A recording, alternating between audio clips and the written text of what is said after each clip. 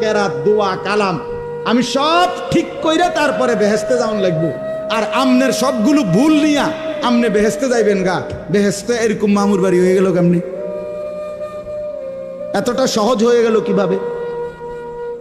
আমার শায়েখ আল্লামা মুফতি মুশতাকুর নবী সাহেব এই জন্য বলে, জান্নাত এতটা কঠিন না, অর্জন করা যাবে না, আবার এতটা সহজ না যে বিনা মেহনতে আমনে যাবেন না। বুঝেন নাই আমার কথা?